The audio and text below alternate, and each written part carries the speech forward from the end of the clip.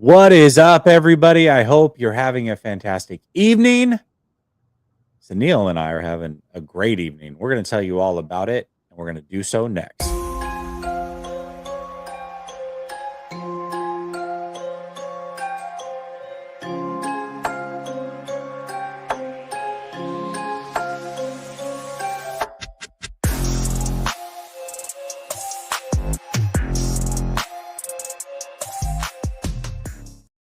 All right. Welcome back to Last Second Sports. We are giving you our take down to the last second. And I got my guy, So Real Sunil, in the building back-to-back weeks. Sunil, I'm so excited about this, man. How you doing? Yeah, man. Sorry, I messed up the whole, it was me on this time. Yeah, back to another episode of Where in the World is Sunil? As you can see, a new background. Clearly not at home. But yeah, man, excited to talk shop. I know a lot of Bay Area fans probably reading Jimmy Butler just got traded to the Warriors. So shout out to the Dubs for making that move. You know, I'm all LA Laker fan, so we got the big trade. But Jimmy Butler got a nice chunk of change, man. 121 million over 2 years. That basketball money is legit. I mean, does that he making Brock Purdy money? Yeah, oh, nice. I like how you mix that in there. Yeah, it's interesting because I used to love the NBA, but ever since I moved to Florida and Portland is on the West Coast, it's hard to stay up late. Plus, they just aren't good anymore. I just don't care that much. And I feel like as great as I think LeBron is, and I would argue he's the best player of all time, but just this whole era of player movement and super teams, and I don't know, man, it's just kind of rubbed me the wrong way. So I keep up on it enough. It's not like I know about players and where they are and who's good and who's not, but I don't really watch until the playoffs. Yeah, it's the way I am now as an NBA fan. So, but it is kind of crazy they're stealing headlines on the week of the Super Bowl. A lot of that has to do with the Eagles and the Chiefs being there again. Nobody seems to give a rip, but here we are. Well, I mean, anytime a top 4 player gets traded like when he's in his prime, that's gonna make some news. So, but insane. Yeah, man, we're not here to talk basketball. We're here to talk 49ers. So let's get to it. Well, speaking of Eagles fans, one Deebo Samuel did pull up today in a AJ Brown Eagles Kelly Green jersey, which I found interesting. And I'll use that to tee up the topic that's really at hand. But I thought that was, I don't know. I'm used to old school competitiveness. I just talked about why I'm not a fan, as much of a fan of the NBA anymore. It's like all these guys are friends and player movement, whatever. Nobody just wants to be that dude and just be cutthroat. And that's what I really respected and loved about Damian Lillard for all those years. I miss that era where it seemed like being a part of a team, trying to strive to be a champion, like really meant something. And it feels like for a lot of players that has kind of gone out the window. Lamar Jackson this year, when they were getting ready to play the Bills, he was asked about Josh Allen. Hey, are you and Josh Allen friends? He's like, no, I'm trying to beat that dude. Like, I respect him, but I think I'm better than him, and I want to be better than him, and I want my team to be better than his. I loved that. And then you got Deebo today showing up in an Eagles jersey. I'm not a fan of that in general, but I do digress. You can talk about it if you want as we go through this topic, but the Rams put up Cooper Kupp for trade, and Deebo Samuel is a player that's in a very, very similar situation. At least we look at him as being in a similar situation. He's in the final year of his deal, not living up to expectations, very expensive. And so the question becomes, which one of these guys, if either, is the better asset? What do you think, Sunil? Yeah, so I'm gonna do my best Nick Wright, my best Nick Wright impersonation and do a blind reveal, right? So obviously we don't have the graphics like Fox Sports and all that kind of stuff, but I'm gonna list off stats. This is over the last 2 years. Okay. Player A, over the last 2 years has been available for 24 games. Has received got 126 receptions, 1,454 yards from scrimmage, and Okay. 11 touchdowns. Okay. Okay. Player B, over the last 2 years, played 30 games, so is available for 30 games, 111 catches, 1,923 yards from scrimmage, and 16 touchdowns. Oh, player B is way better. So player B is actually Deebo Samuel. Okay. So that's where I think that, obviously I look in the chat, and obviously most of us are 49er fans. We've seen Deebo. So we're comparing Deebo to his year, right? That year where he just went crazy and, was all pro and all that kind of stuff. And obviously Debo's never reached that status again. But when you look at Cooper Kupp over the last 2 years, he hasn't been as available as Deebo, and he's a much better just pure receiver than Deebo. I don't think anybody could argue that. But Yeah. when you're talking about just production overall, over the last 2 years, Debo's been more available, more productive, and he gives you that ability to open up as far as as rushing as well, and gets touchdowns through that. So he has more touchdowns, more yards from scrimmage, and more games available. So the tweet that I put up is, if Cooper Kupp can receive or can get capital, if the Rams could get capital off of trading Cooper Kupp, because he has, like you mentioned, a similar contract situation. Mhm. And I think the Rams just came out, according to Ian Rappaport, that they're willing to eat a chunk of the salary to get him off of the books. Debo has the same type of contract, same type of player, but over the last 2 years has been a little bit better. So why couldn't he get similar capital, if not even maybe better, if the right team kind of sees what he could do in their system? I personally think that, Debo could get traded as well. I know you mentioned maybe cutting him to save some money.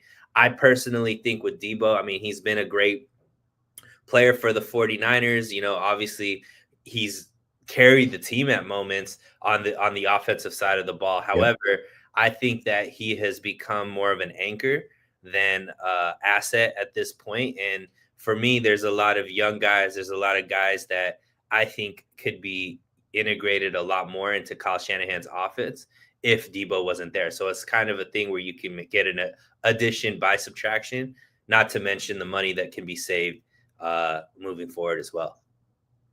I don't think either of them are really worth anything, to be real with you. I think when the Rams are looking to trade Cooper Kupp, I think that what they're looking at is more of, hey, we want to clear some cap. So what we're hoping is it's saves us money if we trade him versus cutting him. So what we're willing to do is we'll give up Cooper Kupp, we'll trade him to X team. We're going to give you a 6th round pick, and you're going to give us a 6th round pick, and that's the trade. Like, that's the type of trade I believe that they're looking for. They Mhm. know that they're not going to get a real asset for Cooper Kupp. I think that they're probably going to end up cutting him, but we'll see. They may be able to trade him, but if they do trade him, that is the type of trade that I think we're looking at. And so, yeah, I think maybe Deebo on the open market, being younger, might be able to fetch more. But I mean, we're talking at most a 5th round pick, something like that. I don't know that either of them, especially at their cap, really carry any value to the league. Well, we know if a fit to the 49ers is an all pro caliber player. So Yeah. we, Yeah. I'd be happy with that. I mean, look, I think the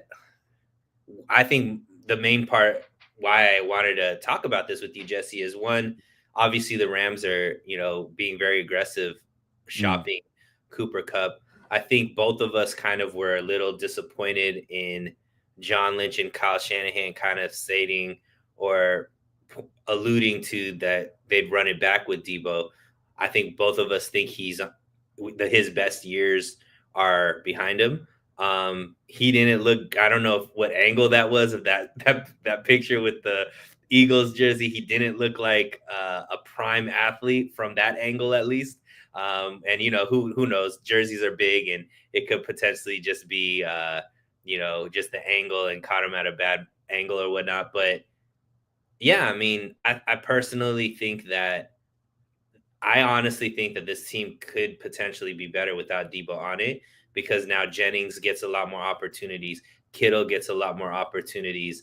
Obviously, the young guys on the receiving core are going to get a lot more opportunities. And then, when Brandon Ayuk comes back, he's the bona fide number one option. Get him as many targets as possible, because when Brandon Ayuk is the focal point on the receiving core, Jesse, this offense is much better.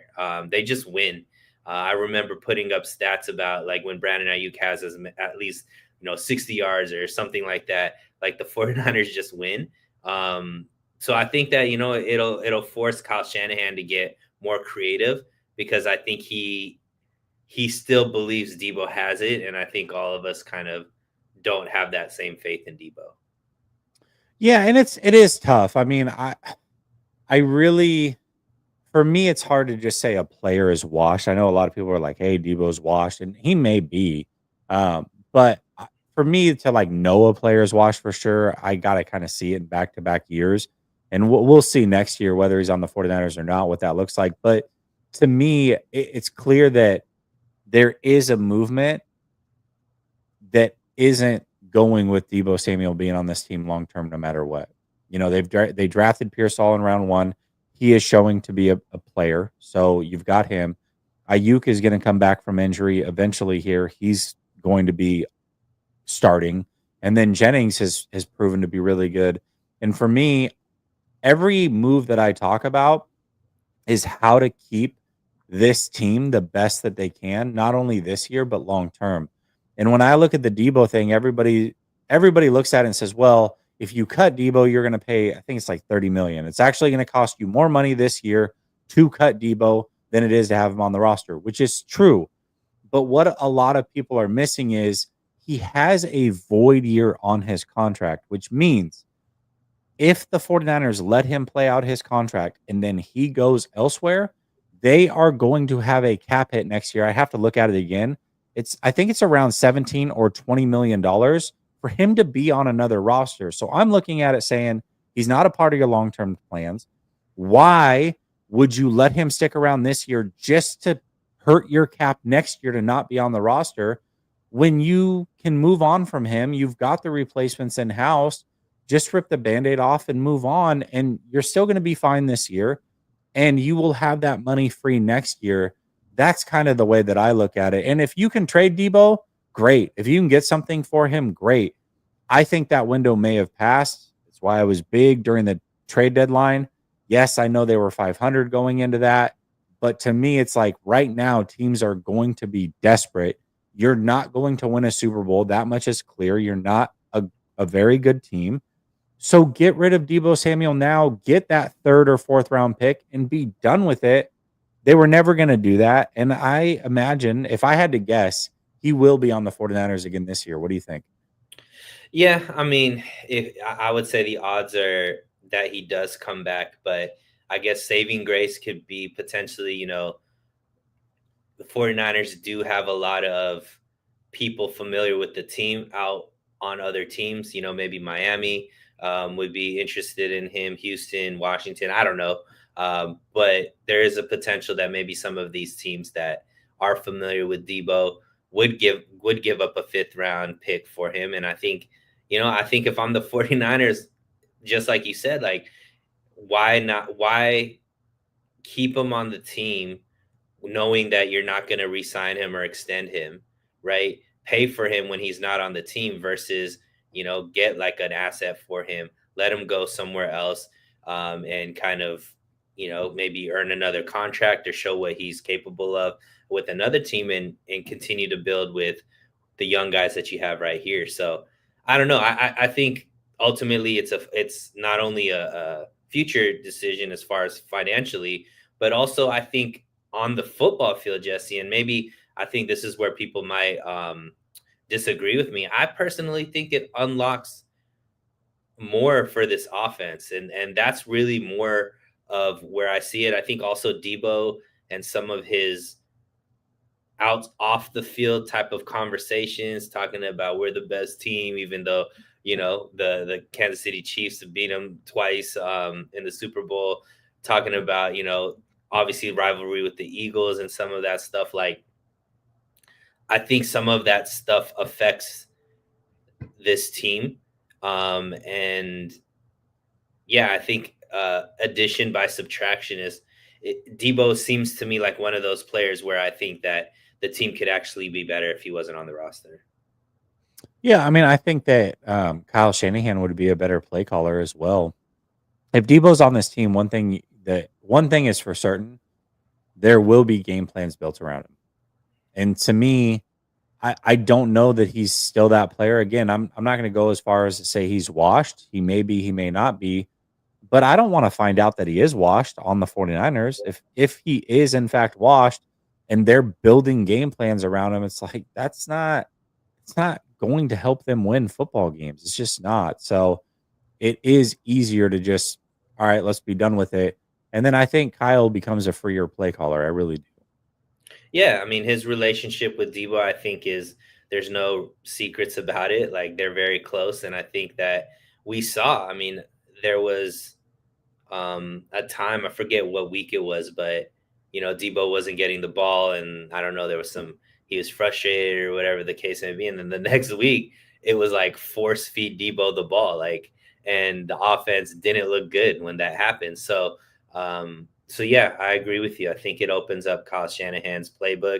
I mean, hopefully, based off of how the season went and what he's done on the defensive side, giving Salah a lot more autonomy on the defensive side. I'm hoping that it opens up his playbook regardless. But yeah, I mean, I think that Deebo can be potentially an anchor and open that up, force Shanahan to use more running backs instead of putting Deebo back there and using him as a wide back and all that kind of stuff. So Yeah, and Supreme, listen, I hope we're not coming off as disrespectful. I mean, I did just say, listen, I'm not willing to say that he's washed. I just don't want to find out that he is washed while still being on this roster. I don't think that's disrespectful. I think it is clear that he's not.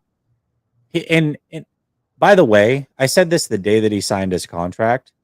He was never going to duplicate that year. It just wasn't going to happen. That was going to be the best year of his career. Um, whether he's washed or not, you're paying for the best Deebo that has already happened, and that much has come true and will continue to come true. And Papa J brings up, wouldn't getting rid of Deebo be more dead cap money? Doesn't it fall under the saying that it's cheaper to keep her? We did talk about that. I don't know if you're in here or not, but yes, it would cost more money to get rid of him this year. But the point is, and the reason I say cut Deebo or move on from Deebo, trade him if you can, is because next year, if you don't re sign him, there is a bunch of dead cap that is going to hit the books for him to be on another roster because they have a void year on him. So that number, I have to look at it again, I think is either 17 or 20 million. I have to look at it. So that you're going to pay that money for him not to be here next year if you don't get rid of him this year. So that is something to consider as well. And for me, I don't want to go that route. So and I don't yeah, think go ahead. to there's no disrespect towards Debo, right? We're talking about what's best for the team. Yeah. If they trade Debo, I hope Debo goes out there and plays well and gets a new opportunity with summer. But we're just saying we believe that the 49ers could be better without Debo on the team, not because he's not a great player and not hasn't been a great 49er, but ultimately I think that there's more opportunity for other players if Debo isn't on the team. Yeah, and I think the other thing too is when a player like Debo diminishes, if that is the case, Debo's not the biggest effort guy, and he never has been. So it's not like Debo's going to get out there and just be a great blocker and a great, great decoy and do it. That's just not his game. His game is get me the ball. I'm going to make a play. Get out of my way. And he's been so phenomenal at that. I'll always respect and love Debo for that. But when he's not that player anymore and he's not the willing blocker and he does have a podcast and he talks a lot of trash, those things do become issues. They're not issues when you're the superstar, but the moment you're not, it's like, well, we're starting to look around and you do this and we don't like this and this is an issue and you're choking the long snapper and like those things just don't fly when you're not the great Deebo Samuel anymore. So if he's not that guy, to your point, it might just be better to move on so that we don't have all the other stuff too. So something to think about. The other big news is obviously the Myles Garrett news, and I've talked about it at nauseum. I'm sure you've tweeted about it at nauseum. I don't want to make this a long drawn out thing, but I do want to get your opinion because it seems like everybody's kind of all over the board with this. Are you in the camp that says yes, go after Myles Garrett, or are you saying no, don't go after Myles Garrett? What are your thoughts? Yeah, I mean, this one's tough because obviously you know that you're going to have to mortgage some of your future draft, Yeah. to be able to do that. It would be great if it could be like you throw Deebo in that trade package and maybe that, saves a couple picks or whatnot. But ultimately, you know what? I think, what do you think? Myles Garrett has, 3 more years in him at a all pro level? Oh He's yeah, I'd say 31, about 3. right? At Yeah. least 3, right? He's 29. He's 20. He's going to be 30 in December. So maybe even Maybe four, 4. Yeah. potentially 5, right? Because the one thing about Myles Garrett is he plays. He doesn't get hurt, right? Which is something that the 49ers haven't had. Nick Bosa does get nicked up, and Nick Bosa has disappeared at times because teams can just adjust to him, and they haven't had the running. He hasn't had the running mate since D4 to really uh, unlock himself. So, but honestly, I say, yeah, man. We always are like, who is going to be that guy on the opposite side of Nick Bosa? And they haven't been able to figure it out, right? They've brought in multiple people, they've done the rotation, all that kind of stuff. But I think obviously Myles Garrett, he is going to produce. He is going to be available, and that along with Nick Bosa, now the opposing offenses and the offensive lines, it's pick your poison because one of those guys is going to get off. And I think it definitely affects how offenses can game plan now against the 49ers, because they're going to have to keep more people back. They're going to have to, get the ball off quicker. It could potentially help with slowing down the run, and also the big plays that sometimes the 49ers get kind of affected by. So I think, yeah, getting Myles Garrett solves a lot of problems for the 49ers. I don't know how the money works, Jesse. And obviously that, we know that that's important, but if it makes sense financially and they can do it, yeah, I mean, I think that no player that they're going to get in this draft is going to impact the team more than Myles Garrett will. No, definitely not. I think it'll take, first round pick plus some. I don't know. A lot of people are saying, oh, 3 first round pick. I don't think it's going to be anything crazy like that. I really I don't. don't think they He's should if 29 it's years that, old. though. No, and I don't think anybody will. I really don't. But I look at it and say, I say no because to me, the 49ers are already projected to be the oldest team in the league. This doesn't help them get younger. This certainly doesn't help him get cheaper. Right now, his contract is very manageable.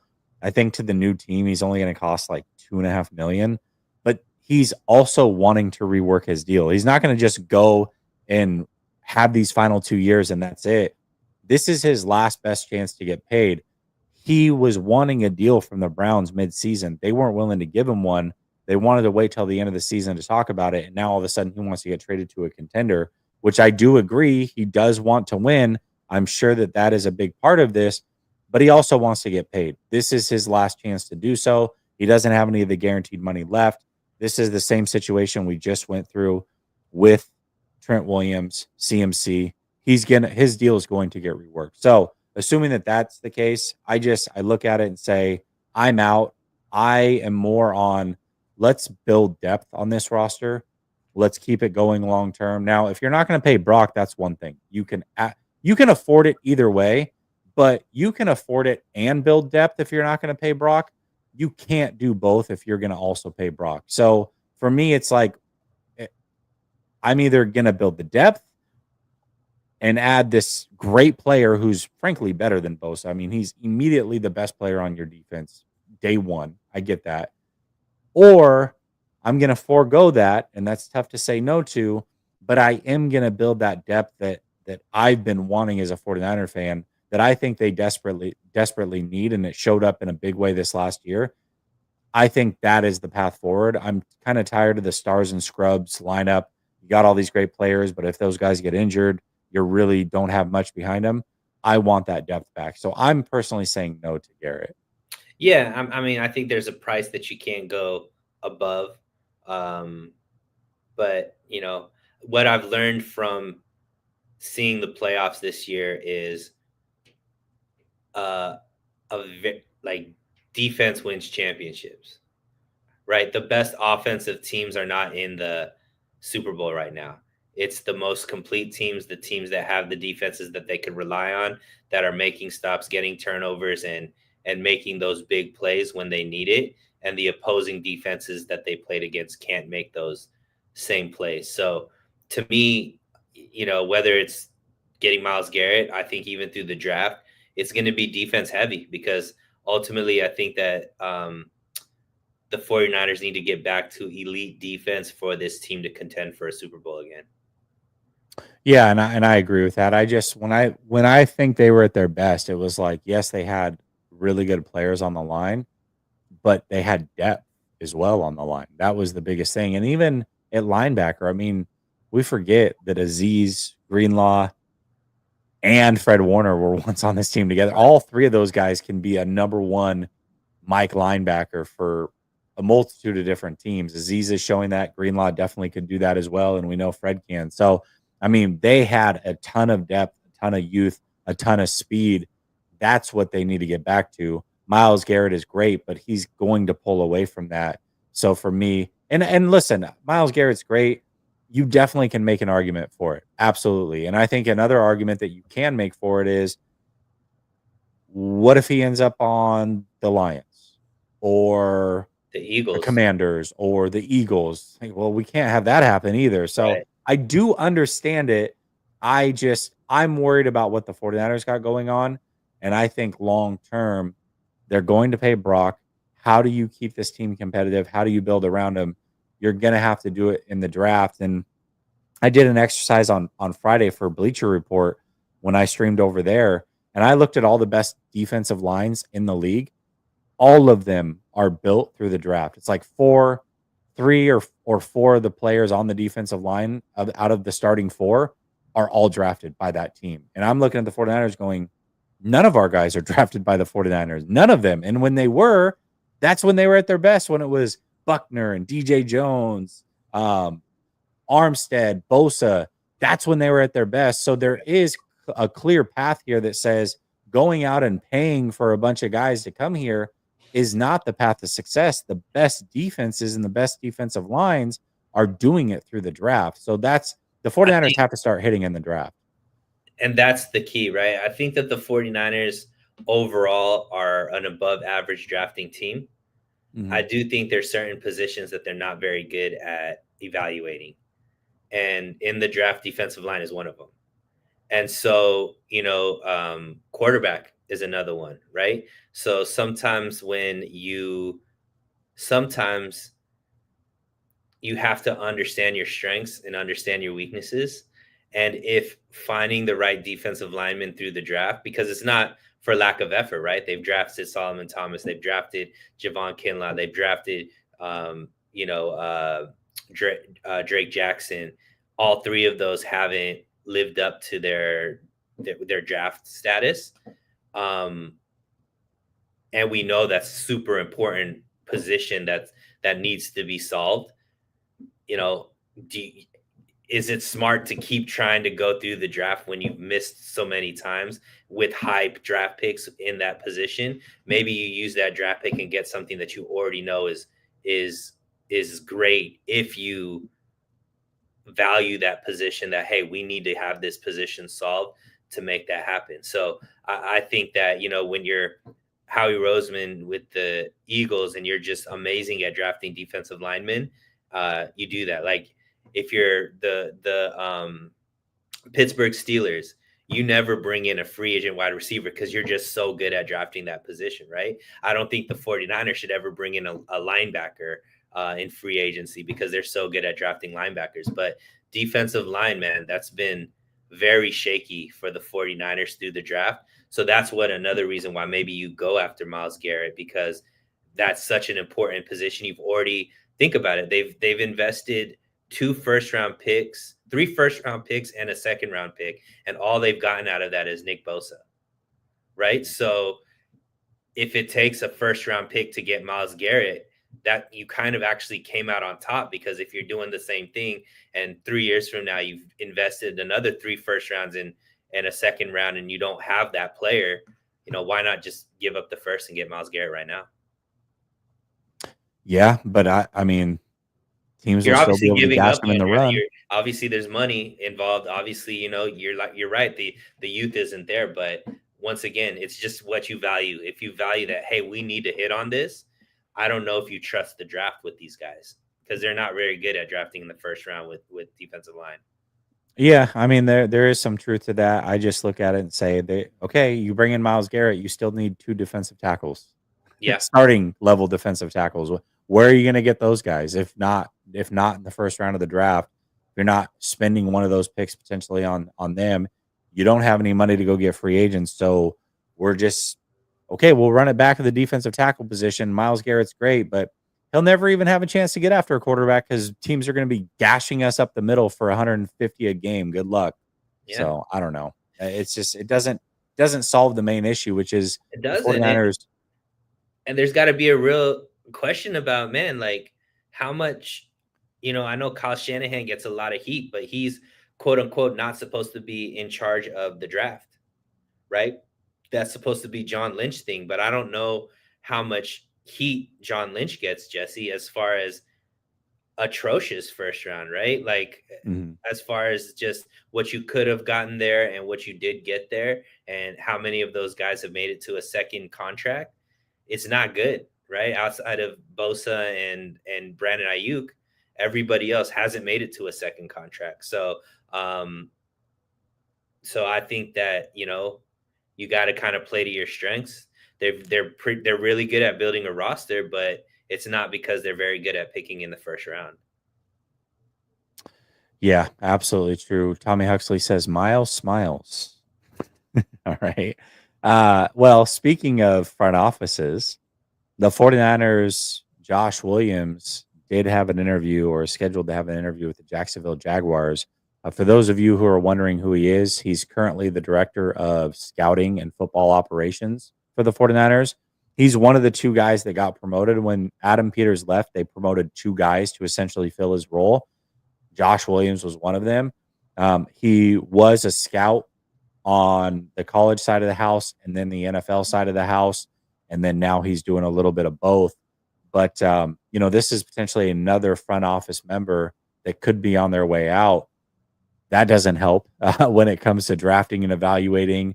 We already said that they're, above average for sure, but that is not their strength. It has not been their strength. So that being said, what are your thoughts about this if it were to happen, if Josh Williams were to leave and go to the Jaguars? Yeah, it's interesting because somebody tweeted, like, why does the 49ers front office and coaching staff get picked apart so much, but you don't see that same thing from the Chiefs or the Eagles that are like continuously perennial. And I mean, the Eagles, you've seen it, right? You've seen both of their coordinators go get head coaching jobs, but definitely not the Chiefs, right? They've maintained their staff pretty much, from the front office to obviously the The head team that coaching. gets pillaged the most is actually the Rams. I mean, every year they're losing multiple Yeah. coaches, front office guys. It's actually kind of crazy to think about. But Rams, yeah, go Rams, and ahead. I would say the 49ers too, man. Every single year Mhm. we've lost somebody to Yeah. to something, so yeah, I mean, I think the reason for that is because the people that make the Kansas City Chiefs, all those guys are off limits. Like Andy Reid is off limits. The front office is off limits, and Spagnuolo seems to be off limits. He seems happy being a defensive coordinator and doesn't want a head coaching job. So those are the 3, main components there. But like Adam Peters, obviously we've seen what success he's had with the Commanders. He was I think a real big part of why this team had been really good at drafting. And then when you look at this year's draft, even though he's gone, This year's draft was really good. Like they have a lot of impact players. Obviously, I think Green is going to be great. We're all pretty excited about Malik. Obviously Pooney is looking like he's a hit. So they hit a lot in this draft, and Pearsall we think Pearsall flashed at the end of the looking year. good. Yeah. Give him a full off season and all of that. I think he's going to be much better this year. So like they did really really good in this draft. But once again, they're losing another guy that's in that room that we don't know how much say he has or what kind of talents he has. And it's like we know how important these next few years or drafting is for this team, because now that they're going to pay Purdy, they don't have the flexibility to be able to just solve problems only in free agency. They have to hit consistently in the draft. And losing somebody that plays a role in that, I don't know. We don't know really what goes on in that room, but it can't help to lose somebody that has been, in a leadership role in such a crucial aspect of this team. So, obviously, for him to get an interview for a GM position means that in circles, people think that he's valuable. And so I don't like it. I would like for this team to stay intact for a few years and see what we could do instead of having another obstacle, another hole to fill in the coaching staff in the front office. I would just like some continuity and really put together another run, but it doesn't look like that's going to happen.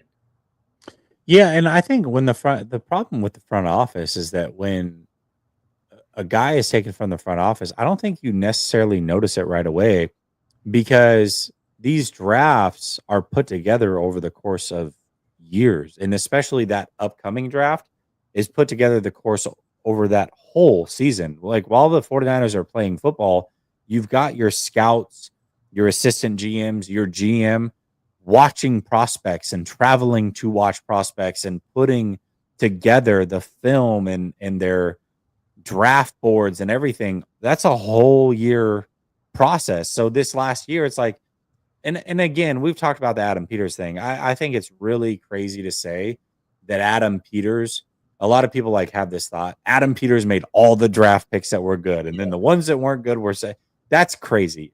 What I don't know is I don't know what Adam Peters did or did not do. All I know is based off of him going to the Commanders in 1 year, he did a really good job. We'll see if that continues. But as far as his impact on the 49ers, I think also saying, well, they were great this year in the draft without Adam Peters. Adam Peters left in February. The draft was essentially done for the most part at that point. Your board was your board. Things get tweaked a little bit, but people don't go into the combine going, oh, let's see what their 40 time is. And that's going to make this guy go from a fifth rounder to a third. That's not the way it works. So we're not going to know the impact of Adam Peters for probably a couple years. Like, and if we lose this gentleman in the front office, we're not going to know what that impact is for a year or two. It's just the way that it works. So you're right. I mean, over time, losing talent in the front office, it will hurt you. It's just how long does it take to catch up? And, the 49ers, this is the cost of being a good organization and a well-run organization.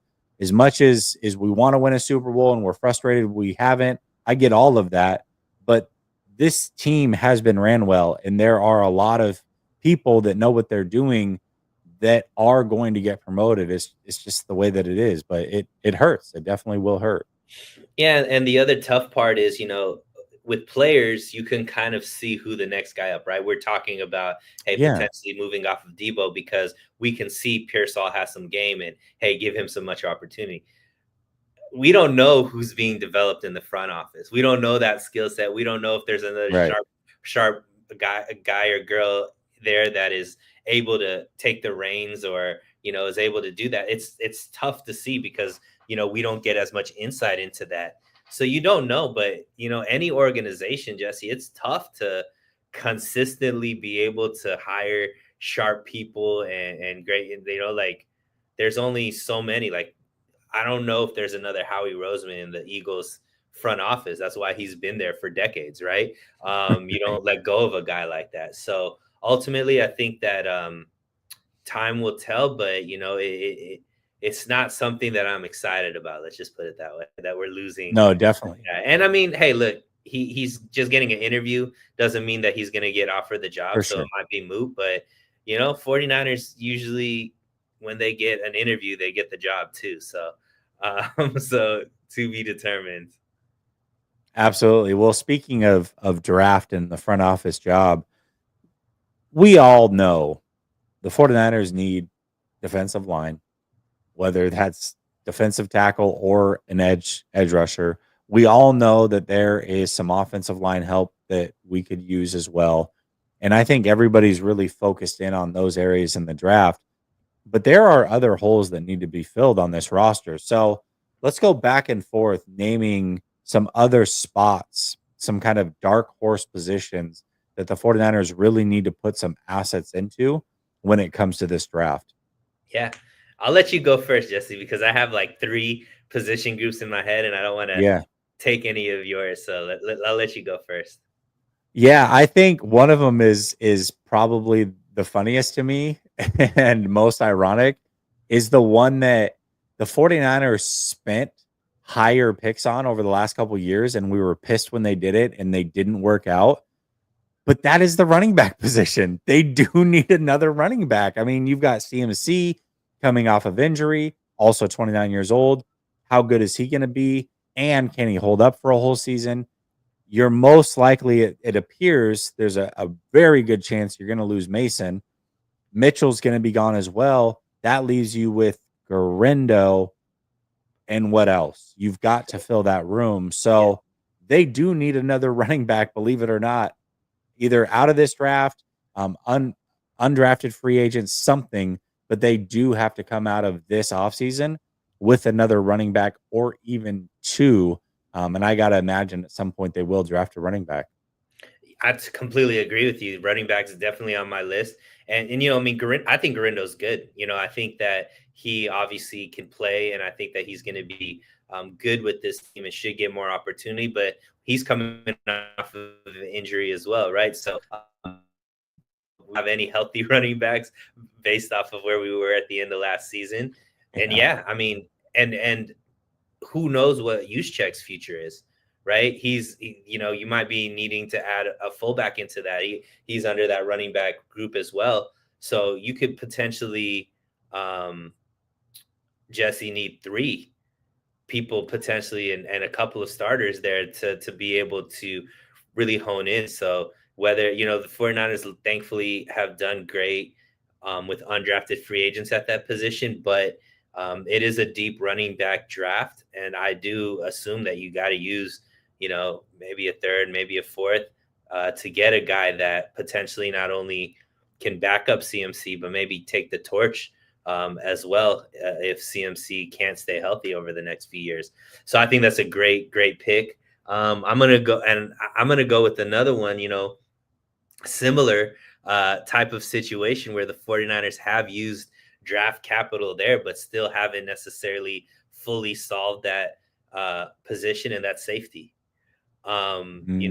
Jair Brown was a third round draft pick. He showed flashes in his rookie season. I think a lot of people were excited going into year two, especially with Hufanga coming back, thinking that maybe we finally solved our safety position and could have another kind of like Jimmy Ward, Jaquaski Tart type safety duo.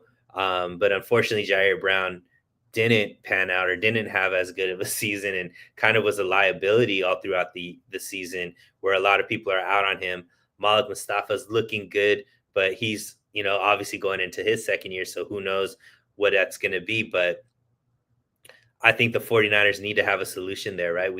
I don't know if Hufanga, you bring him back, he can't necessarily stay healthy. And he might be, because has that all pro under his belt, potentially could be outpriced for what the 49ers could give to him.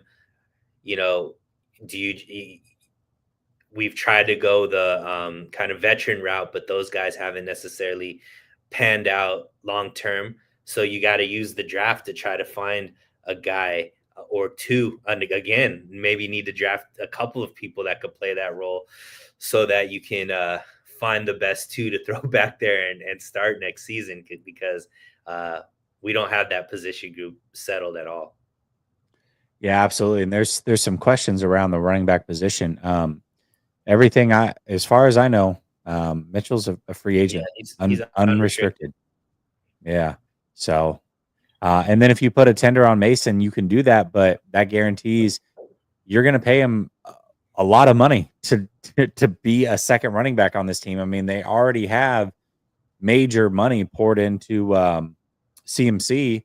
So you put a tender on Mason, you're going to pay like $4.5–5 million for him to play second fiddle. I don't think that makes good business sense. Yeah, So I don't know especially that. because he couldn't stay healthy either. So you don't want to guarantee that money and he not even be able to play. Well, and I mean, truth be told, does he want to be here as well? I mean, this Right. was a guy who was shelved the moment that CMC was back. I'm sure that didn't make him feel great. Sugar Shane says trade back into the 20s and uh, two uh, get 2 day 3, get a second round or a day 3 pick. I got you. And draft Simmons at OT. I would love to have Simmons for sure. And probably gonna fall. I believe he's the one that tore his ACL, but great player, really good player. I don't know. I don't know that this is the draft that there's gonna be a lot of moving back and recouping picks, but if that's a possibility, I'm always open to it. I think we're about to talk through. I mean, they need a lot more than what is on the surface. So, I've got another one for you. Tight end.